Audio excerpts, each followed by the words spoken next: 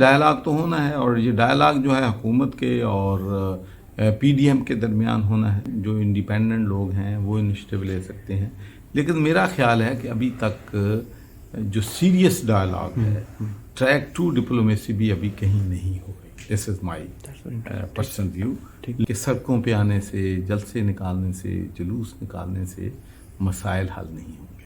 اور اس کی بنیادی وجہ ایک اور بھی ہے کہ اس وقت کرونا جو ہے وہ بڑی تیزی کے ساتھ پھیل رہا ہے۔ ان حالات میں جلسے کرنا، جلوس نکالنا، لانگ مارچ کرنا خود بیماری کو دعوت دینے والی بات ہے۔ جو اکاؤنٹیبلٹی ہے، ٹرانسپیرنسی ہے اور اکاؤنٹیبلٹی اکراس دا بورڈ ہے وہ ہونی چاہیے۔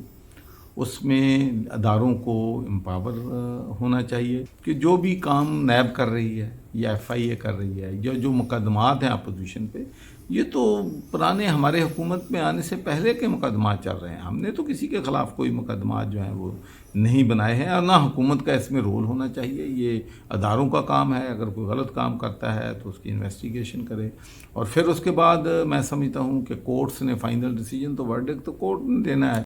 ریسٹ ہاؤس ہے جس میں سارے لوگ جا سکتے ہیں وہاں پر، اور وہاں پر میں بھی اپنے ایک دو دوستوں کے ساتھ وہاں پر گیا، لیکن ایک بات وہاں سے پتہ کریں کہ کیا 1 روپیہ بھی ریسٹ ہاؤس کا ہم نے خرچ کیا ہے؟ ہم نے ناشتہ بھی اپنی جیب سے کیا ہے، اپنے دوستوں سے کیا ہے، لنچ بھی وہاں ریسٹ ہاؤس پہ نہیں کیا، ڈنر بھی ہم نے نہیں کیا۔